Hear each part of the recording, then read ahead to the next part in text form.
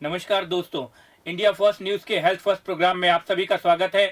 और जैसा कि हम देख रहे हैं कि पूरे देश में या दुनिया में कोरोना कहर जारी है और दिल्ली में इसी के संबंध में बैठक भी जारी है। आप जानते हैं कि दिन ब दिन कोरोना बढ़ता जा रहा है और जैसा कि विशेषज्ञ भी कह रहे हैं कि जैसे जैसे ये जून है और जैसे जैसे बारिश का मौसम आ रहा है, जहां हम कहते हैं कि टेम्परेचर घट रहा है और डेंसिटी और ह्यूमिडिटी बढ़ रही है और उसमें कोरोना के पेशेंट लगातार बढ़ रहे हैं और दिनों दिन इसमें बढ़ोतरी हो रही है। तो हम देख रहे हैं कि जहां देश भर में 3 लाख से ज्यादा कोरोना पेशेंट हो चुके हैं, मध्य प्रदेश में इसका आंकड़ा 10,500 के लगभग पहुंच चुका है और भोपाल की अगर बात करें तो 2300 से ज्यादा कोरोना पेशेंट हो चुके हैं। और जहां तक अब बात करें जिस तरीके से लॉकडाउन को अब अनलॉक कर दिया है भारत सरकार ने और मध्य प्रदेश हमारे जिस तरीके से ओपन हो गया है और खासकर युवा लोग हैं जिनमें बेखौफ अब वो नजर आ रहे हैं, घूम रहे हैं, उन्हें लगता है कि कोरोना हमें टच नहीं कर पाएगा, हम तो यंग हैं। तो इन सब बातों को, जिस तरह की बातें आजकल आमतौर पर हम सुनने को देख रहे हैं कि N95 मास्क पहनना चाहिए या कौन सा मास्क पहनना चाहिए, कितनी डिस्टेंस रखना चाहिए, किस तरीके से अपने आप को सेफ रखें, किस तरह से अवेयर करें, इन तमाम बातों पर बातचीत करने के लिए आज स्टूडियो में हमारे साथ बहुत ही खास मेहमान है। हमारे साथ मौजूद हैं देश के जाने माने स्वास्थ्य रोग विशेषज्ञ और critical care expert doctor PN Agarwal ji. Sir बहुत बहुत स्वागत है आपका। धन्यवाद। सबसे पहले तो सर हम ये जानना चाहेंगे कि जिस तरह की बातें हो रही थी, पहले भी चल रहा था कि गर्मी में कोरोना खत्म हो जाएगा, बारिश आएगी, तो अभी जो विशेषज्ञ तमाम जो हम एम्स के डायरेक्टर और तमाम लोगों के इंटरव्यूज हम देख रहे हैं उसमें सुनने में ये आ रहा है कि जिस तरीके से ह्यूमिडिटी बढ़ रही है, टेम्परेचर कम हो रहा है, तो आपका क्या कहना है खासकर इस को लेकर? पहले तो मैं आपको धन्यवाद देना चाहता हूँ इस अहम मुद्दे पे बात करने के लिए, आपने मुझे इनवाइट किया आज। प्रिंस, देखिए आपने बहुत इंपॉर्टेंट बात कही है। इतने सब होने के बाद भी जो मौसम बदला है, बारिश का मौसम आया, इस समय वायरस के लिए उपयुक्त मौसम है बढ़ने के लिए। प्रतिवर्ष हम देखते हैं वायरल इन्फेक्शन होते हैं, स्वाइन फ्लू होते हैं। इस साल कोरोना के आने से वायरस अब बहुत तेज़ी से मल्टीप्लाई हो रहा है। एक तरफ तो लॉकडाउन बंद किया है, लोगों का मूवमेंट बढ़ा, दूसरा वायरस के लिए चूंकि मौसम अच्छा है, छींकने खांसने के रोगी बढ़ गए हैं। तो जो रेस्पिरेटरी ट्रैक्ट इन्फेक्शन के छींकने से, खांसने से ही वायरस उड़ता है और तेज़ी से संक्रमण फैलता है, इसलिए चौतरफा वायरस के इन्फेक्शन फैलने की स्थिति बन गई है। तो सर जिस तरीके से देखा जा रहा है लगातार नंबर्स बढ़ रहे हैं, दिल्ली में आज बैठक हो रही है और लगातार पेशेंट बढ़ रहे हैं, खासकर एक वर्ग है युवा वर्ग, जो बातें हो रही हैं कि यंगस्टर की इम्यून सिस्टम बहुत स्ट्रांग है कंपेयर टू किड्स और सीनियर सिटीजन। तो यंगस्टर जिस तरीके से हम कहें कि केयरलेस हो गए, क्या कहना चाहेंगे इस बात को लेकर? इस बात में तो मैं ये कहना चाहूँगा कि वायरल इन्फेक्शन है जो तेज़ी से फैलता है और यंगस्टर्स डेफिनेटली उनको इम्यूनिटी ज़्यादा होती है, वो कहीं ज़्यादा प्रोटेक्टेड होते हैं, परंतु इस समय केयरलेस होने का समय बिल्कुल नहीं है। इसमें दो महत्वपूर्ण बातें हैं कि यंगस्टर्स वायरस का इन्फेक्शन फैला तो सकते ही हैं और कई बार जो इन्फेक्शन होता है वो कैरियर होकर रह जाते हैं, सिम्टम्स कम होते हैं। यंग एज में ये बात पक्की है कि इन्फेक्शन सीरियस नहीं होता है, पर फिर भी इन्फेक्शन तो होता ही है। वायरल इन्फेक्शन सभी को हो चुका है अपनी लाइफ में कई बार। तो एक बार किसी यंग को भी संक्रमण होता है तो छींकने खांसने में, उसके बोलने में भी वायरस उड़ता है और जो सामने व्यक्ति रहते हैं उनको इन्फेक्शन का डर होता है। माना कि उनको खुद को ज़्यादा गंभीर रोग नहीं होगा, परंतु आप सोचिए उनके घर में उनके पेरेंट्स हैं, ग्रैंड पेरेंट्स हैं, बुजुर्ग व्यक्ति रहते हैं जो वल्नरेबल हैं, और जब वो लोग उनके संपर्क में आएंगे तो जाने अनजाने में यही व्यक्ति अपने परिवारजनों में, अपने पेरेंट्स को इन्फेक्शन कैरी दे देते हैं और वहाँ गंभीर परिणाम होने का डर होता है। तो अतः इसमें सबसे इम्पॉर्टेंट बात मैं कहना चाहूँगा कि केयरफुल सबको रहना पड़ेगा और वायरस इन्फेक्शन है, आपको सबको यूनिवर्सल प्रिकॉशन लेने ही लेने हैं जो बहुत सिंपल हैं। जैसे आपने बताया सब, उसमें 3 बड़ी बातें होती हैं। पहले तो आप अपना मास्क पहन के अपने मुंह को कवर करें, क्योंकि खांसने और छींकने से वायरस उड़ता है। हम वायरस को यहीं पे रोक लेंगे तो वायरस उड़ेगा नहीं। इसी के साथ साथ कफ एटिकेट्स भी लर्न करना जरूरी है। खांसी आती है तो आप ऐसे करके ऐसे कर सकते हैं, हम अपने शर्ट या कोट के अंदर खांस सकते हैं और साइड मुंह करके खांस सकते हैं। मास्क होना जरूरी है, नंबर 2। दूसरी बात यह है कि यदि हम हैंड हाइजीन अच्छी रखेंगे, कहीं भी काम से लौटेंगे, कहीं भी जाएंगे, कि अननोन सरफेस से टच करेंगे, उसके बाद में मोस्टली रनिंग वाटर को उसमें साबुन से हाथ धोएं तो सबसे इफेक्टिव होता है। 20 सेकंड का इसका प्रोसीजर होता है। आप कहें तो मैं इसको करके भी दिखाता हूँ अभी, बहुत छोटा सिंपल सा प्रोसीजर है। बिल्कुल प्लीज सर, ये क्योंकि बहुत इंपॉर्टेंट है, क्योंकि आजकल हाथ धोने को लेकर भी अलग तरह की भ्रांतियां हैं कि किस तरह हाथ धोएं, अलग दिखा रहे हैं। तो प्लीज जरूर ये देखिए, मैं आपको वैसे ही ड्राई रन करके दिखाता हूँ। इसमें सिंपल सा प्रोसीजर है। साबुन लेते हैं, साबुन अपने हाथ पे डालिए, दोनों हथेलियों को पहले रब करते हैं, फिर उंगलियों को, फिंगर्स को बीच में क्रॉस करते हैं, फिर एक हाथ के पीछे ले आके इसको क्लीन करते हैं। स्टेप 2 में दोनों तरफ ऐसा करते हैं। उसके बाद में आप हाथ को बना के दोनों तरफ के नेल्स को क्लीन करते हैं, ऐसा करके क्लीन करिए। उसके बाद में हथेलियों को क्लीन करते हैं और थंब्स को रब करते हैं। ऐसा करने से देखा गया है कि ये उंगलियों का हिस्सा छूट जाता है नॉर्मल कोर्स में, हाथ का हिस्सा छूट जाता है और लास्ट में हम कलाई को भी क्लीन कर लेते हैं। तो ऐसा करने से पूरा का पूरा हाथ अच्छे से क्लीन हो जाता है। 20 सेकंड का टोटल इसमें समय लगता है। और रनिंग वाटर में धोइए, साबुन से धोइए, हर घर में साबुन उपलब्ध है और सबसे इफेक्टिव तरीका है। इवन सैनिटाइजर से ज़्यादा असरकारक ये तरीका होता है, जिससे हर तरह की मिट्टी और वायरस का इन्फेक्शन हमारी बॉडी से निकल जाता है। एक बार हाथ साफ है तो आप बिल्कुल घर में निश्चिंत होकर रहिए, आपके घर में वायरस आ ही नहीं सकता। और अब हैंड हाइजीन अच्छी है, आपने मास्क लगाया हुआ है। और तीसरा, एक डिस्टेंस बनाना जरूरी है।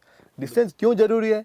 क्योंकि हम जब खांसते और छींकते हैं तो हज़ारों ड्रॉपलेट्स उड़ते हैं। खांसने में हम इसके इलेक्ट्रॉन माइक्रोग्राफ्स, कई सारे फोटोग्राफ्स लिए गए हैं, बहुत ऑब्वियसली दिखता है कि कई मीटर तक, 2 मीटर तक तो उड़ के जाते ही हैं। तो जो भी व्यक्ति मेरे सामने है, आपके सामने है, तो इन्फेक्शन उसको जाता है। मास्क लगाने से मैंने उसको प्रोटेक्ट किया, उसने मुझे प्रोटेक्ट किया, कितनी अच्छी बात है। और आप जब डिस्टेंस बना लेंगे तो यदि कोई व्यक्ति अनजाने में भी खांस रहा है तो आप अपने आप को प्रोटेक्ट कर पाएंगे। सर, एक बड़ी अच्छी आपने बात कही, जो आजकल जिस तरह की चर्चा हो रही, क्योंकि कोरोना जब से हम कहें मार्च से जब इसको एक तरीके से इफेक्टिवली लोगों ने धीरे धीरे जानना शुरू किया मीडिया के थ्रू, आप जैसे एक्सपर्ट के थ्रू, मैं जानना चाहता हूं, अभी बहुत सारे जो मेरे मित्र हैं, जो देखने में आ रहा है कि हमने अगर सैनिटाइजर यूज़ कर लिया है तो they don't know use to a water. मतलब वो जनरली क्या होता है कि अगर हम पहले जैसे हम साबुन से हाथ धोते थे और प्रॉपर फिर खाना खाते थे या कुछ भी, अब जनरली अगर सैनिटाइजर पॉकेट में रखा है, सैनिटाइज किया हाथ और हमने उसको फूड एलिमेंट्स को अपने हाथों से खाना शुरू कर दिया, क्योंकि उसमें भी केमिकल्स। मैं ये जानना चाहता हूँ कि क्या वो कोई हार्मफुल है बॉडी के लिए? देखिए, ये तो इसमें 70% अल्कोहल वाले सैनिटाइजर हैं जो कि वायरस को किल करते हैं। वायरस को किल करने तक तो बात सही है, परंतु हाथों में और भी तरह की डस्ट होती है, मैल होती है, तरह तरह के पार्टिकल्स रहते हैं। तो ये केवल वायरस को किल करने के लिए तक ठीक है, परंतु बिना हाथ वॉश किए, बिना अपने हाथ से डर्ट निकाले हाथ क्लीन हो नहीं सकते हैं। खाना खाने से पहले तो वो तो बेसिक फॉलो तो करना ही पड़ेगा, हाथ धोने बहुत ज़रूरी है। सेम, और रनिंग वाटर से धोएं। देखिए, इससे अच्छा कोई तरीका ज़रूरी है, इसमें कोई दो मत नहीं है। एक बात और कहूँगा, आजकल लोग, मैं देख रहा हूँ, ग्लव्स पहन के आने लगे हैं जी। उनको लगता है कि ग्लव्स पहन के प्रोटेक्टेड हो गए। बिल्कुल। अब इसमें दूसरी 2 बातें हो गई। आपकी अगर हाथ खुले हैं तो आप अपने हाथ को जाने में क्लीन करते रहेंगे। ग्लव्स पहन लिए तो आप ग्लव्स पहन के सब जगह जाते हैं, लोग यहाँ छुआ वहाँ छुआ, कुछ भी पकड़ा अपना, बाद में वो नाक भी पोंछ लेते हैं, सिर भी हाथ लगा लेते हैं, उसी उनको लगता है ग्लव्स पहन के प्रोटेक्टेड है, पर कहाँ प्रोटेक्टेड है। वो वायरस का इन्फेक्शन ग्लव्स की सरफेस पे आ जाएगा और फिर वहाँ से चाहे जहाँ चला जाएगा। बिल्कुल। तो ग्लव्स पहनना है जब कभी आप लिमिटेड जगह जाएं, वहाँ तक ठीक है, परंतु उससे वो हाथ फिर भी अपने चेहरे पे नहीं लगना चाहिए। और एक स्टडी में ये बताया गया है कि 1 घंटे, हम लोग एक दिन में, एक आम व्यक्ति करीब 90 बार अपने हाथ को चेहरे पे, आँख पे, मुँह पे, नाक पे लेके जाता है। जाने अनजाने में हम टच करते हैं, तो इस तरह बार बार इन्फेक्शन हमारे फेस में जाता है। अगर हम मास्क पहने रहेंगे तो हम देखते हैं ऑटोमेटिकली हमारा हाथ रुक जाता है। बिल्कुल। तो सर, ये आपने बड़ी अच्छी बात कही। एक और मैं इसी बात पे जानना चाहूँगा कि मास्क को लेकर अभी बहुत तरह की भ्रांतियाँ हैं कि किस तरह का मास्क पहना जाए, कैसे कवर किया जाए, क्योंकि जिस तरीके से प्रधानमंत्री मोदी जी ने कहा कि हम गमछा पहन सकते हैं, कुछ लोग रुमाल लेके चल रहे हैं, कुछ लोग किसी भी तरह कपड़ा।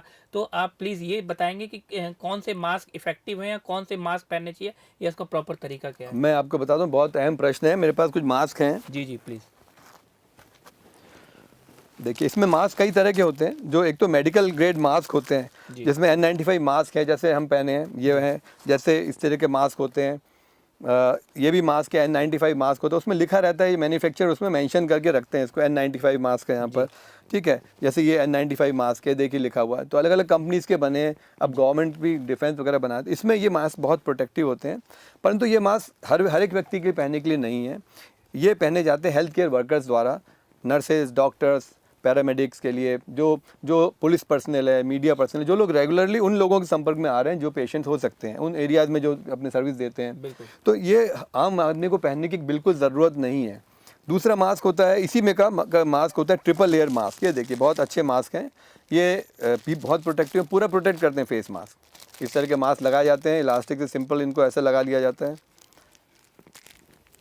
ये भी प्रोटेक्टिव होते हैं। तो ये आम आदमी के लिए बहुत अच्छे मास्क हैं, इकोनॉमिकल भी हैं, इफेक्टिव भी हैं। इनको कुछ घंटे, 6 से 8 घंटे तो पहन ही सकते हैं, परंतु इसके अलावा भी कपड़े के मास्क बनाए जा सकते हैं। आप देखिए, सिंपल क्लोथ के बनाए हुए मास्क हैं, घरों में भी लोग बना सकते हैं।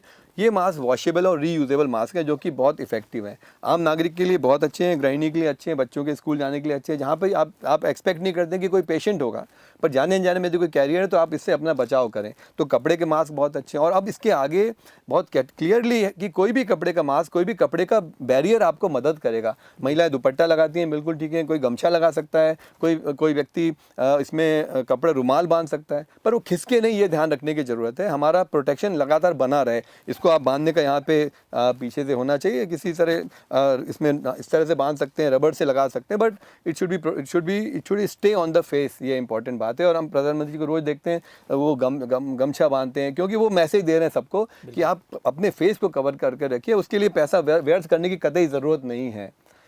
ये बात है। सर, ये मास्क की भी जैसे आपने बड़े अच्छे बताया कि कौन कौन किस तरह के मास्क के कौन सा यूज़ कर सकते हैं, खासकर ये हमारे दर्शकों के लिए। एक और चीज़ जाना था सर कि आजकल ये N95 जो मास्क है पॉपुलर है, जिसको प्रिस्क्राइब किया गया गवर्नमेंट ऑफ इंडिया, तो इसको कई लोग वॉश कर रहे हैं, तो क्या वॉश करने से इसकी कोई इफेक्टिवनेस पे कुछ फर्क पड़ता है? जी हाँ, इसकी स्पेशल सरफेस है, कोटेड सरफेस होती है, इसको वॉश नहीं किया जाता है। इसको वॉश करेंगे तो इसकी एफिकेसी ख़राब हो जाती है।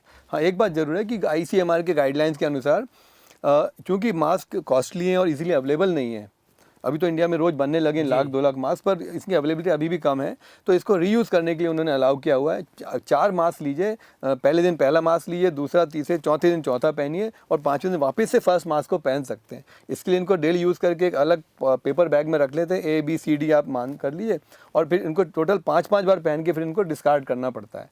तो इस तरह रीयूज़ कर सकते हैं, मतलब वॉश बिल्कुल नहीं करना है। वॉश करने के कपड़े के मास्क हैं, उनको वॉश करिए। राइट सर, एक और मैं जानना चाहता हूँ कि जिस तरह की आजकल चर्चा चल रही है कि कोरोना को लेकर कि जनरली फूड पार्टिकल से भी कोरोना हो जाता है, और तो जनरली बहुत सारे की भ्रांतियाँ बीच बीच आपने देखा था कि पहले काफ़ी वीडियोस वायरल हुए थे कि नोट में वो क्या कहते थूक लगा दिया तो कोरोना हो गया, और वेजिटेबल्स में हो गया, फ्रूट्स में हो गया, तो बहुत सारे लोगों ने मैं कहूँ कि खाना ही छोड़ दिया है। तो इसको लेकर आपका क्या कहना है, एज एन एक्सपर्ट आप क्या कहें? बहुत इंपॉर्टेंट पॉइंट आपने उठाया। रोज़मर्रा में हम देखते हैं और हर घर में हर व्यक्ति इससे अफेक्टेड है कहीं ना कहीं। तो इसमें काफ़ी हद तक सच्चाई नहीं है। एक मैं ये कहना चाहूँगा, एक जो इन्फेक्शन फैलता है, वायरल इन्फेक्शन है, रेस्पिरेटरी ड्रॉपलेट से फैलता है। छींकने से, खांसने से संक्रमित व्यक्ति, वायरस के पार्टिकल उसके साथ उड़ते हैं, थूक के पार्टिकल के साथ में, और वो दूसरे व्यक्ति के सांस लेने से अंदर जाते हैं। नाक से, मुंह से हम जब सांस लेते हैं तो वायरस हमारे शरीर के अंदर जाते हैं, रेस्पिरेटरी ट्रैक्ट में जाके वहाँ मल्टीप्लाई करके बढ़ता है।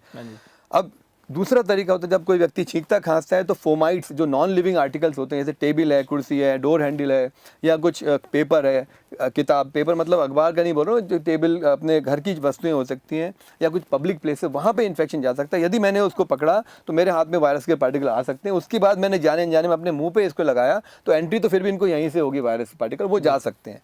परंतु तो ये यहाँ तक तो ठीक है। अब फलों का क्या होता है, फलों या सब्जियों में वहाँ पे वायरस आएगा कहाँ से?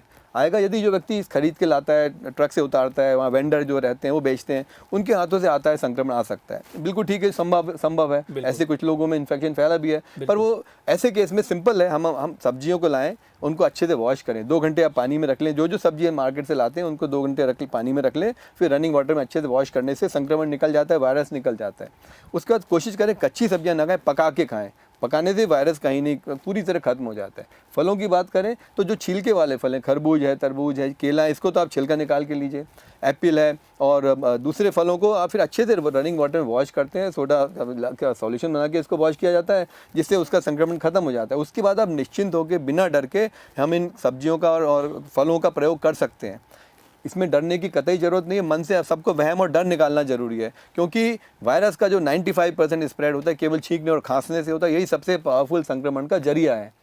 एक सर बहुत अभी काफ़ी बीच में व्हाट्सएप पे भी काफ़ी वायरल हुआ था, और लोग भी इस तरह की चर्चा कर रहे हैं, नॉनवेज जो खाते हैं बेसिकली, सो नॉनवेज से सबसे ज़्यादा बोले खतरा है, बिकॉज जिस तरीके चाइना का दिखाया गया, मार्केट का बैट और चमगादड़ सभी का दिखाया गया। आप क्या मानते हैं? देखिए, इसमें क्या होता है कि फूड से इन्फेक्शन नहीं फैलता है, और मीट भी जो भी खाते हैं उसको अच्छा कुकड मीट होना चाहिए, जो पूरी तरह कुकड मीट में किसी तरह से वायरस के फैलने का खतरा नहीं है। सर, एक ये दिखा गया लगातार अभी भी जिस तरीके से ओपन होने से पहले जो हम देख रहे थे कि लगातार जो लेबर्स है वो परेशान हो रही थी, जो माइग्रेट हो रही थी, एक स्टेट से दूसरे स्टेट में जा रही थी, लगातार वो हम कहें संपर्क में आ रहे थे एक दूसरे के। लेकिन ये देखा गया है कि जो लेबर्स थी जिसे हम कह रहे थे कि ये कोरोना के कैरियर्स हो सकते हैं, बहुत ज़्यादा ये जिस प्लेस पे जाएंगे तो अपनी कम्युनिटी को भी स्प्रेड कर सकते हैं, लेकिन देखा गया है कि कंपेयर टू एक सिटीजन्स ऑफ जो शहर में रहने वाला व्यक्ति है और एक हाई क्लास या मिडिल क्लास, उनमें ज़्यादा डेथ रेट देखा गया जी। या हम कहें कि कोरोना इफेक्ट देखा गया, लेकिन कंपेयर टू लेबर क्या रीज़न है, क्या मानते हैं आप? इसमें बिल्कुल बेसिक्स पे हम जाएंगे। देखिए, लेबर कौन होता है? जो जो स्वस्थ होता है, जो कुछ एक्सरसाइज कर पाता है, मेहनती, वो मेहनती व्यक्ति होता है। तो मेहनती व्यक्ति होने के कारण एक तो एज ग्रुप उनकी यंगर एज के होते हैं, 16-18 से लेके मान के चलिए 45-50 तक। तो यंग एज के होते हैं, फिजिकली फिट होते हैं, एक्टिव होते हैं, इसलिए उनमें जनरली उनकी इम्यूनिटी नॉर्मल उस व्यक्ति से ज़्यादा है जो कि सीडेंटरी लाइफस्टाइल लीड कर रहा है, शहरों में, घरों में है, जिनको मोटापा है, जो फिट हैं, जो एक्सरसाइज नहीं करते हैं, चलते नहीं हैं, उनकी फिटनेस कम रहती है। तो शहरी व्यक्ति के पास कई बार अधिकतर ऐसे लोगों में डायबिटीज़ भी होती है, ब्लड प्रेशर होता है, इनको किडनी की प्रॉब्लम हो सकती है, लिवर की हो सकती है, स्मोकर हो सकते हैं। तो कई सारे बहुत सारे जो एक ऐसा पर्टिकुलर ग्रुप है जिसे हम वल्नरेबल ग्रुप बोलते हैं और हाई रिस्क ग्रुप बोलते हैं, वो होने की संभावना ज़्यादा होती है। तो इसलिए जो मृत्यु हो रही है जो जो जो शहरों में, उसका कारण मुख्यली मोस्टली इन्हीं लोगों में डेथ हो रही है जो कि हाई रिस्क ग्रुप में बहुत एडवांस एज के लोग हैं, जो 70 से लेकर 90 के 95 के एज में ज़्यादा डेथ्स देखी गई, क्योंकि उनमें डिसीज़ ज़्यादा सीवियर होती है। सर, सर्दी खांसी जैसे जनरली जो सिम्टम्स भी जब आए कोरोना के, जिस तरीके से डॉक्टर्स ने, आप सब लोगों ने बताया कि भाई सबसे ज़्यादा इफेक्ट करता है जो सर्दी खांसी से और इस तरह के जो पेशेंट होते हैं जिनकी हिस्ट्री होती है, तो किस तरह इस तरह के जो पेशेंट है, खासकर जो पहले से ही जिनको है सांस की प्रॉब्लम है, लंग्स में कोई प्रॉब्लम है, किस तरह अपने आप को कहें कि स्ट्रॉन्ग बनाए, इम्यून सिस्टम बढ़ाएं, क्या कहना चाहेंगे? देखिए, इसमें जो आपने बोला बिल्कुल इम्पॉर्टेंट बात कही है। अस्थमा, क्रॉनिक ब्रोंकाइटिस लाखों लोगों को है, 6 से 8% आबादी में अस्थमा है। एक बहुत बड़ा वर्ग स्मोकिंग करता है। तो जो व्यक्ति स्मोक करते हैं उनकी लंग्स की क्षमता घट जाती है, उनको सांस का रोग COPD होने लगता है, जिसमें श्वास की नलियाँ सिकुड़ जाती हैं, ऑक्सीजन की कमी हो जाती है, उनकी काम करने की क्षमता घट जाती है। अस्थमा का बहुत बड़ा वर्ग है, छोटे बच्चों से लेकर बुजुर्गों तक, कामकाजी महिलाओं से, सब में, हर ग्रुप में होता है। अस्थमा का स्प्रेड होता है मोस्टली ठंडे मौसम में, धूल से, धुएं के संपर्क में आने से। घरों में किचन में काम करती महिला, वो धुआं इरिटेट करता है, घर में वो लोग ठंडे पानी में वर्क करती हैं, उस ठंड में निमोनिया होता है, उनको अस्थमा बिगड़ता है। तो इन सब के अंदर जो बहुत आवश्यक है कि जो भी व्यक्ति वल्नरेबल है, और इसके अलावा रेस्पिरेटरी की जो बात कर रहे हैं, तो इन लोगों को ज़्यादा केयर करनी है नॉर्मल दूसरे व्यक्तियों से।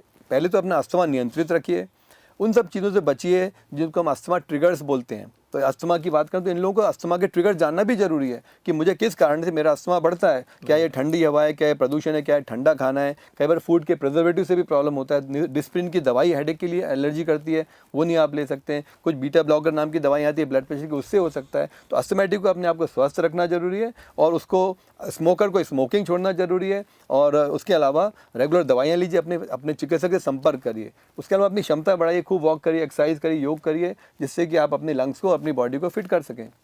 सर, जनरली देखा गया, जैसे आपने बड़ा अच्छा अभी मास्क के बारे में बताया कि कौन कौन से मास्क पहनने चाहिए और कब कब पहनने चाहिए, कितने ड्यूरेशन में।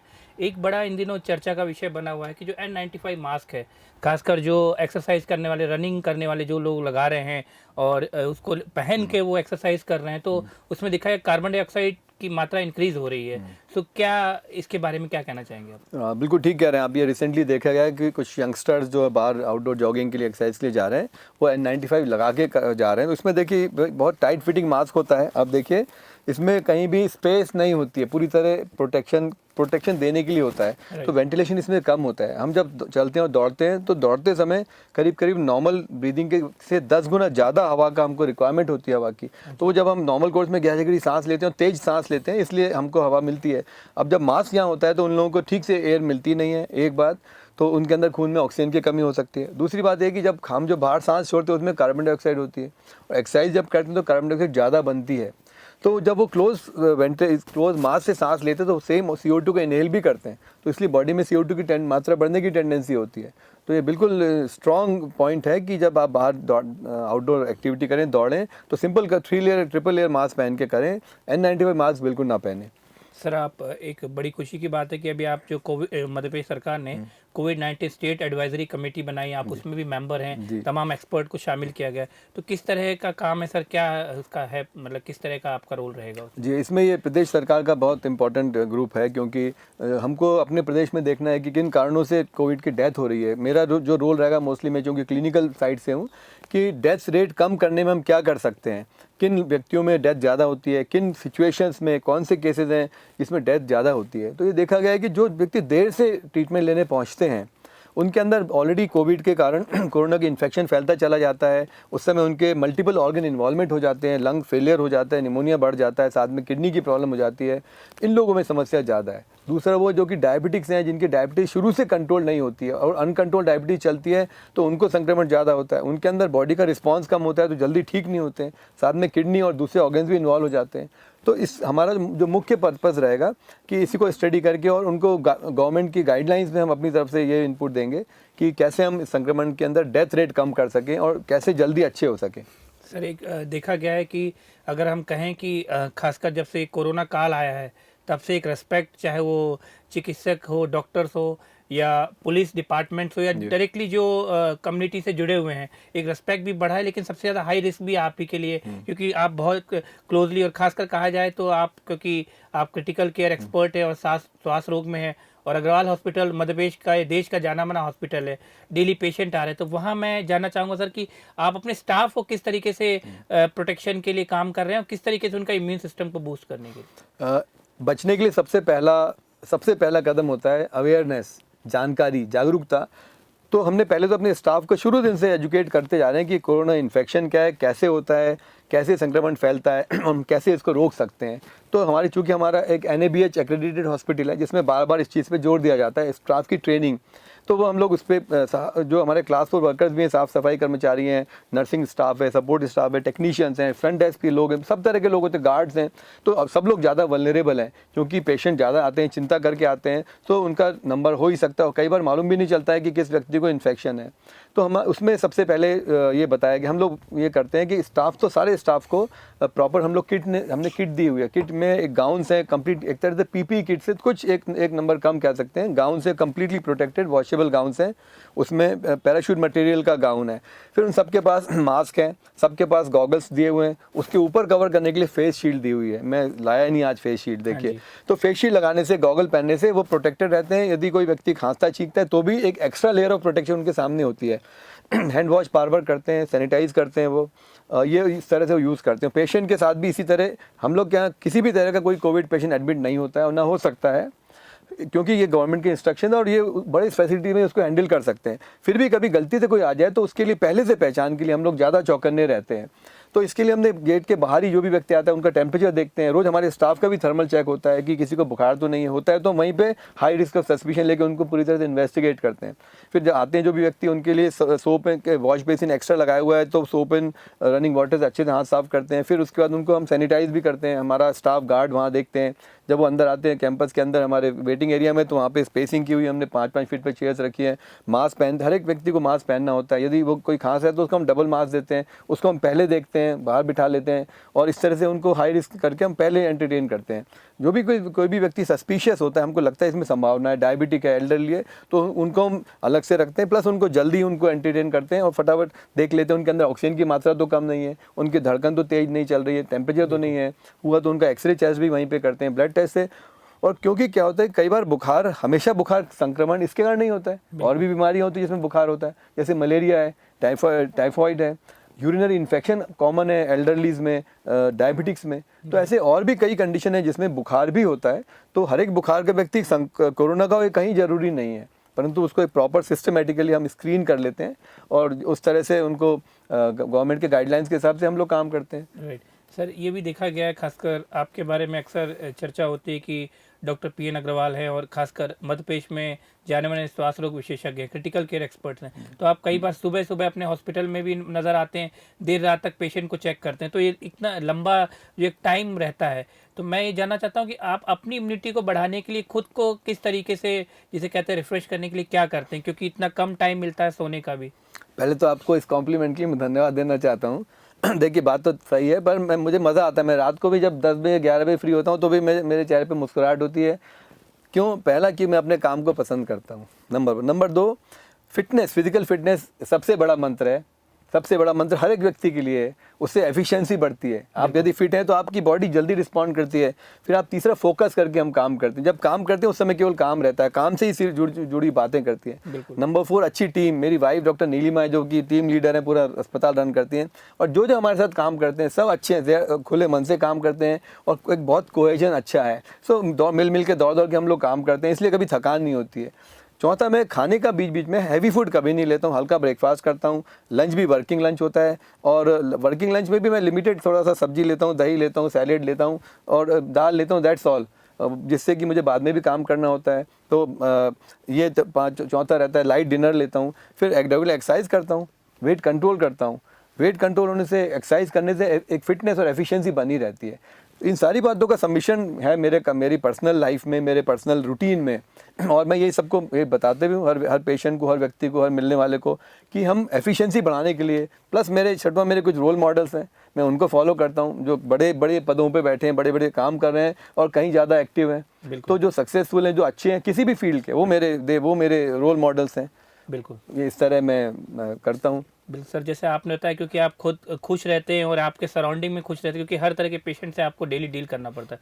सर, चूँकि अभी दिल्ली में आज ही बैठक चल रही है, अमित शाह जी बैठे हुए हैं, एम्स के डायरेक्टर बैठे हुए हैं, दिल्ली की कंडीशन ज़्यादा क्रिटिकल है महाराष्ट्र की, लेकिन हम अपने मध्य प्रदेश और भोपाल को भी उससे बिल्कुल अलग नहीं रख सकते कि लगातार भोपाल में भी पेशेंट लगातार इंक्रीज हो रहे हैं। और जिस तरह से देखा गया सर कि अनलॉक होने के बाद शायद केयरलेस हो गए हैं, जो ऑफिस जा रहे हैं लोग, पार्टीज भी कर रहे हैं, तो आप क्या कहना चाहेंगे, कितना खतरनाक है कोरोना को लेकर और आने वाले टाइम को लेकर? क्योंकि अभी तक तो कोई मेडिसिन या कोई भी एंटी ड्रग या हम कहें कि इंजेक्शन, कुछ भी वैक्सीन इसका भी डिस्कवर हुआ नहीं है, सिर्फ अभी चर्चा चल रही है। बिल्कुल प्रिंस साहब ठीक कह रहे हैं। अभी समय है चौकन्ने रहने का, अभी समय नहीं है केयरलेस होने का, क्योंकि ये बीमारी लंबे समय तक हमारे साथ रहने वाली है।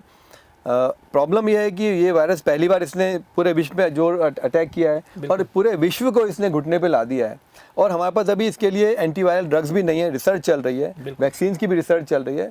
तो अभी इस समय जो बार बार देखा गया है कि बचाव ही सबसे बड़ा इसका इलाज है। हम अपने आप को संक्रमित ना होने दें।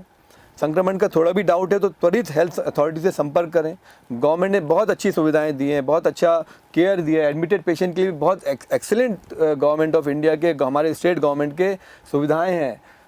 किसी भी मरीज से एक भी पैसा सरकार की तरफ से नहीं लिया जा रहा है और पूरा का पूरा इलाज किया जा रहा है, जो कि प्राइवेट अस्पतालों में आप देखें जो मेट्रो सिटी में तो बहुत महंगे हो सकते हैं। तो अच्छा खाना दे रहे हैं, इसलिए बहुत अच्छी सुविधाएं हैं। मेरी सबसे अपील है कि संक्रमण को आप केयर करिए। मास्क पहनना जरूरी है, क्योंकि हमें मालूम नहीं कि कौन से व्यक्ति से संक्रमण लगेगा। प्रश्न तो ये है, बिल्कुल, क्योंकि हमारा दुश्मन अननोन है, दिखता ही नहीं है, किसके थ्रू हमारे पास है ये भी नहीं मालूम है।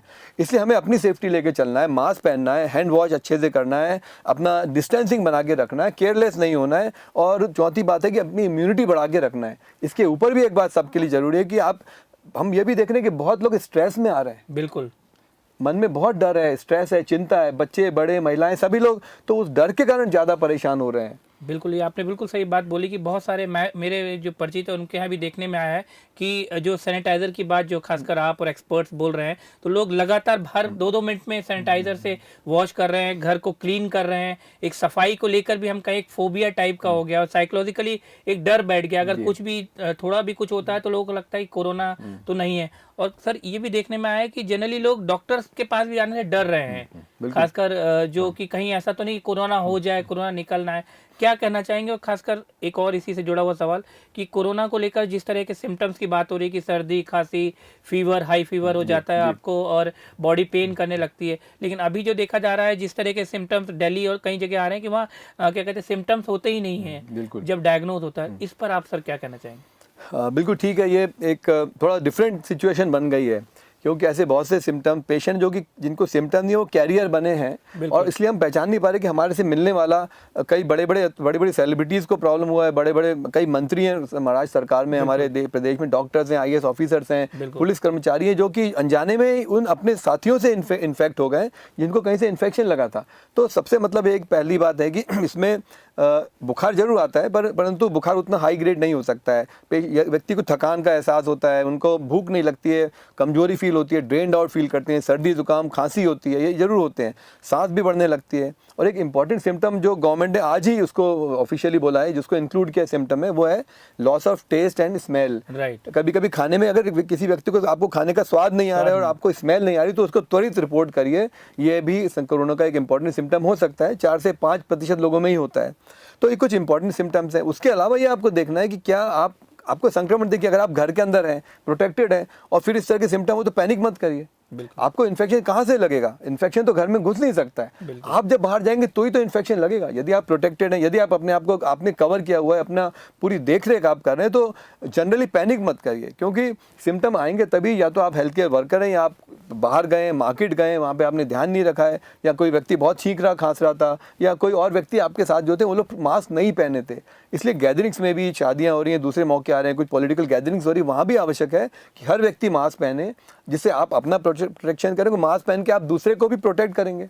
तो इसलिए बेसिक बातों का ध्यान बार बार रखा जाए और उसके तब जाके आप देखेंगे कि हम इस चीज़ को हम पूरी तरह डील कर पाएंगे। और बहुत जल्दी जैसे हो रहा है वैक्सीन भी आएंगे और कुछ मेडिसिन भी, एंटीवायरल भी डेवलप होगी। स्वाइन फ्लू की दवाइयाँ बनी थी ओसेल्टामिविर, टेमीफ्लू, उसके आने के बाद से हमने स्वाइन फ्लू पे ज़बरदस्त कंट्रोल किया है।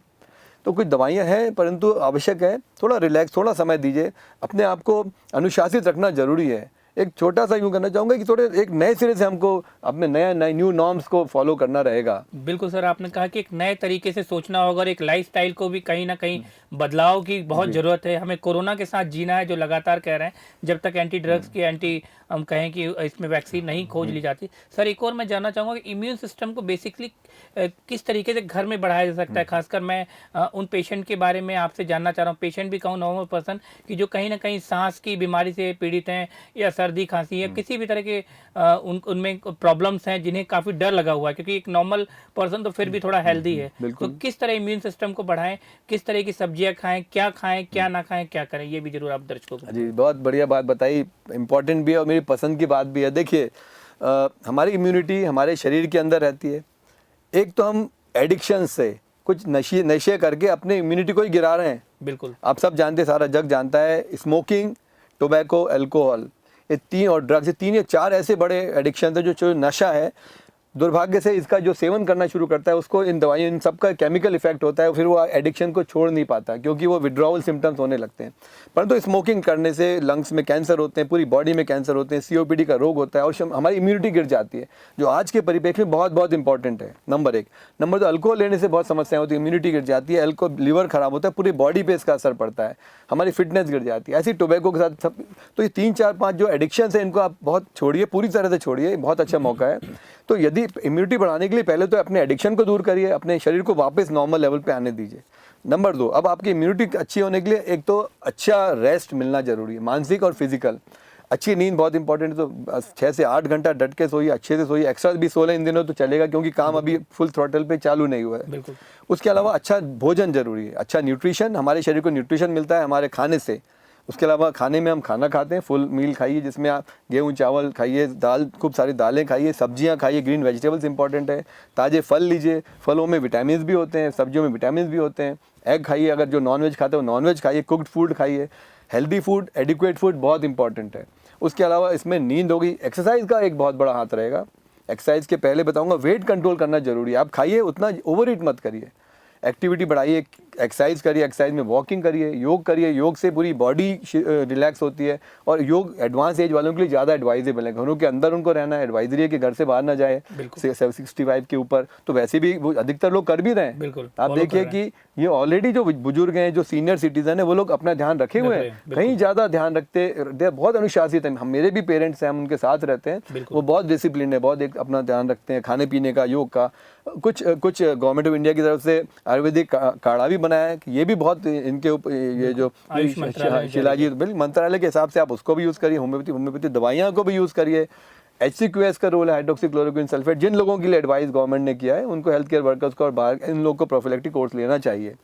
तो अच्छा खाना हो गया, अच्छा एडिक्वेट फुल फूड हो गया, वेजिटेबल्स हो गए, विटामिन B, C, D और E चारों का बहुत बड़ा रोल बताया गया है, जो कि अच्छी मात्रा में फलों में मिलते हैं, एग्स में मिलते हैं, वेजिटेबल्स में मिलते हैं।